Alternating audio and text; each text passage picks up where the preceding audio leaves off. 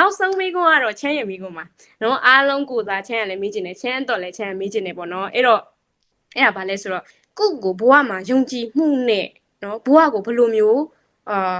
တိဆောက်ရမလဲဖြတ်တန်းရမလဲပေါ့အဓိကကိုယုံကြည်မှုမရှိတဲ့နေရာမှာကိုယ့်ရဲ့ရုပ်ရည်ကိုယုံကြည်မှုမရှိတာတွေပါတယ်နောက်တစ်ခုကကိုယ့်ရဲ့တစ်ခုခုလောက်တော့မယ်ဆိုလို့ရှိရင်ကြောက်နေတဲ့စိတ်တွေကိုယ့်ဘဝအယူကိုမယုံတာပေါ့မရဲ့အဲ့တော့ဘယ်လိုလေးသွားရမလဲပေါ့ဒါကလည်းအားလုံးသိချင်နေကြတဲ့မိကုန်းလေးပဲဖြစ်မှာconfident နဲ့ပတ်သက်ရင်Oleg ကအခုမှလုပ်လေးရေးလိုက်တယ်ပေါ့နော်၃ချက်ထွက်လာတယ်ပေါ့နော်အခုလက်ရှိတွေးမိရဟာအဲ့ဒါနံပါတ်1ကကြတော့လက်ခံတာပေါ့နော်လက်ခံတယ်ဆိုတာငါဘယ်လိုလူမျိုးလဲပေါ့မတခါလေတချို့တွေကငါနှာခေါင်းမလောက်အဲ့တော့ငါ confident မရှိတော့ဘူးဒါမှမဟုတ်ငါခဏကိုအလေးချိန်က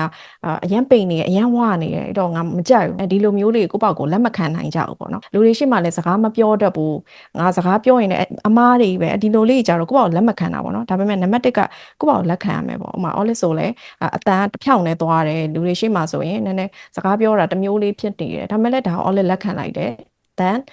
ထပ်ပြီးတော့ဘာလဲဆိုတော့ how can I improve ဒါကို improve ဖြစ်အောင်ဘယ်လိုလုပ်ရမလဲနောက်နံပါတ်2ကကြတော့လူတွေအများစုက perfectionist mindset ကိုသူတို့ကသဘောကျကြတယ်အဲ့လိုဖြစ်အောင်စူးစမ်းကြတယ်ပေါ့နော်ဒါပေမဲ့တော်တော်များများသိမဲ့စကားပုံလေးရှိရ nobody is perfect ပေါ့နော်လူတယောက်က perfect ဖြစ်အောင်စူးစမ်းလေပို့ပြီးတော့ပျော်ရွှင်မှုနဲ့ဝေးလေဖြစ်တယ်အဲ့တော့ထားပါတော့ငါ perfect ဖြစ်အောင်စူးစမ်းနေမိလားဆိုပြီးတော့တွေးကြည့်ပေါ့ဥပမာကင်မရာရှေ့မှာအလုပ်လုပ်ဖို့စူးစမ်းနေတဲ့ creator ဖြစ်ချင်တဲ့သူတွေပါမယ်အဲ့လိုဆိုရင်ငါသူများလို professional ကြမှာငါစူးစမ်းဖို့လို့အဲ့လိုဆိုရင် confident နဲ့ဝေးဝါးလိမ့်မယ်ပေါ့နော်အဲ့တော့လူတယောက်က perfect မဖြစ်နိုင်ဘူးအမားတွေလုံးနိုင်တယ်ဆိုတာလေးကိုလက်ခံထားမယ်ပေါ့နော်ခုနလက်ခံတာနဲ့ပဲဆက်လို့ရတယ်ပေါ့ဒါနံပါတ်1ပေါ့နော်နောက်နံပါတ်3ကကြာပါလဲဆိုတော့ကိုယ့်ဘာကိုချစ်တာပေါ့နော် self love ပေါ့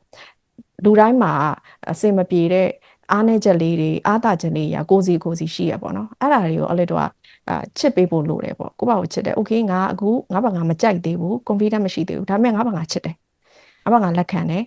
ပြီးရင်ငါ perfect မဖြစ်ဘူး it's okay ဘာမှမဖြစ်ဘူးငါပိုကောင်းအောင်လုပ်မယ်ဒီလိုလေးဆိုပို့ပြီးတော့ confident ရှိမယ်ပေါ့နော်နောက်တစ်ခုက